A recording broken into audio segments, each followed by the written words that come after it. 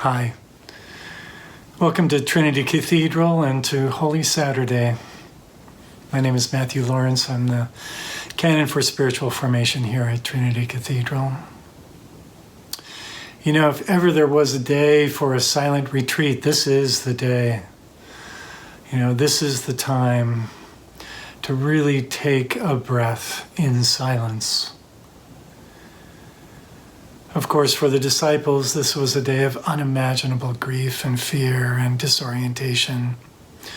Their master has died, everything they believed in has died with him, and they are disconsolate and dumbstruck. They are as silent as the tomb itself as they sort through their feelings and their emotions of fear and anxiety. You might be feeling some of those same emotions this day. Dread, uncertainty, fear during this time of COVID. Maybe you've lost your job. Maybe you've lost someone close to you. Maybe you're battling fear. Maybe fear is getting the best of you sometimes. I invite you to take this time to recalibrate and ground yourself in God's presence. This is a time to draw on the spiritual disciplines that Jesus taught us, especially what he taught us about fear. What did he teach us about fear? You know, he kept saying, do not be afraid. And just as the angels at his birth said the same thing, do not be afraid. He kept saying things like, peace I leave with you, my peace I give to you. Do not let your hearts be troubled. I used to say, God, you know, it's easy for him to say. He was the Son of God. He had a direct pipeline, you know. He had it easy on the fear thing. But, you know, if there's anything we know about Easter and Holy Week, it is that Jesus knew fear deeply and personally. What is the source of his peace? What got him through the valley of the shadow of death? I invite you to spend some time in prayerful silence with me now. I invite you to take a breath, straighten your spine, get in a place of prayerful quiet. Let the emptiness of this time fill you. Enter into a time of self-forgetting. Consider, as Jesus instructed us, the lilies of the field. They neither sow nor reap, all right? But actually, kind of lilies are rather delicate. I'm a little afraid for them. So how about consider the tree of the forest, maybe a redwood standing strong. I invite you to enter into that tree right now. Close your eyes and take a breath and imagine that you are inside the giant redwood tree. Its roots are stretching out into the soil. Its branches are reaching out into the sun. Its sap is running from the ground up through its trunk. I invite you to feel its connection to everything. Feel the miracle of its breathing as it takes in carbon dioxide and releases that magical essence of oxygen. Be in that tree now for a moment. Just take that in.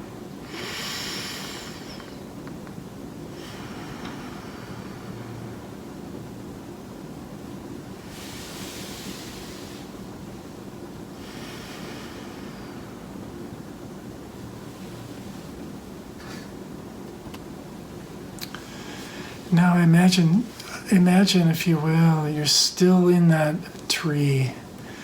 You are still that tree.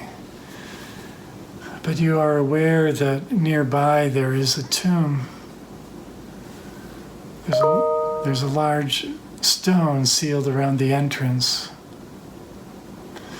What's inside that tomb? It's your teacher.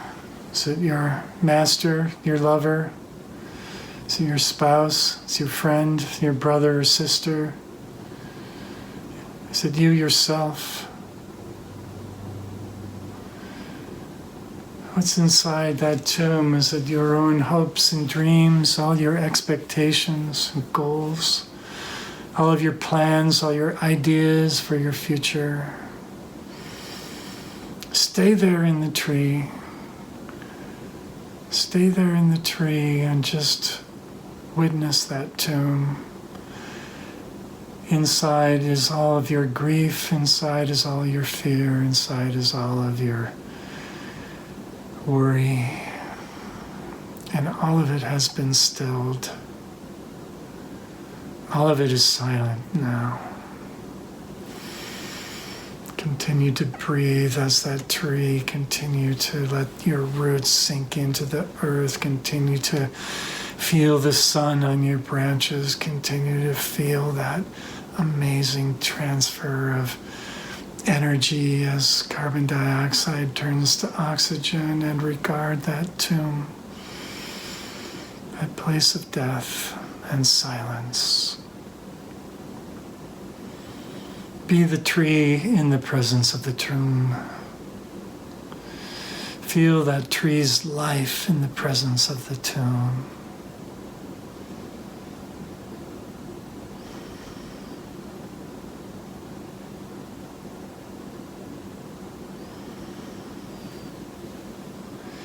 This is the peace that passes all understanding.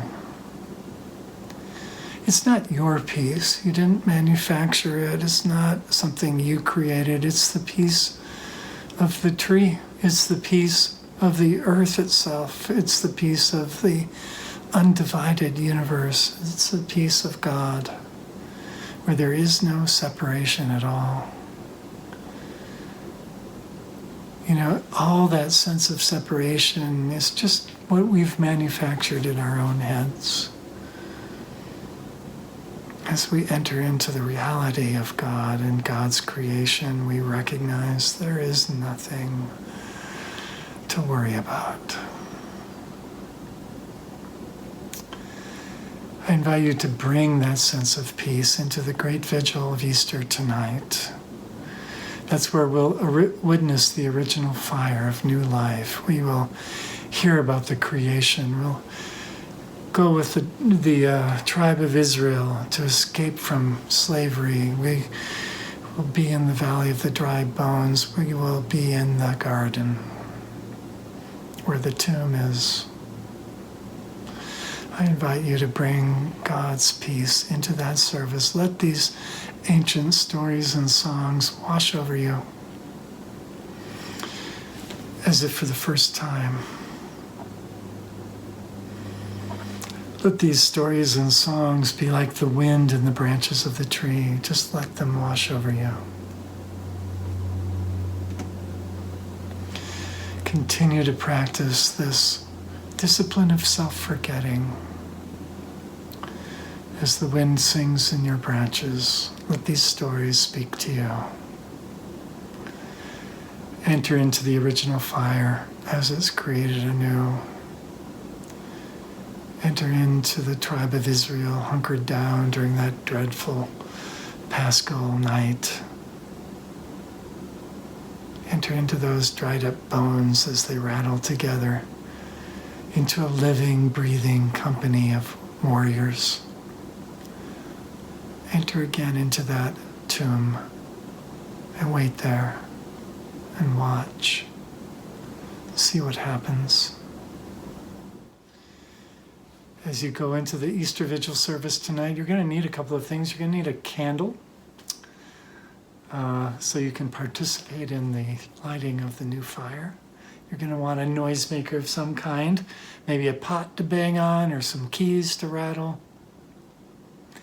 And of course, you'll need your service leaflet, which is found on Trinity's website. During all of this holy, holy day, I ask God's peace on you. And I invite you into that holy, sacred place where there is no separation and there is no fear. God is with you, even here.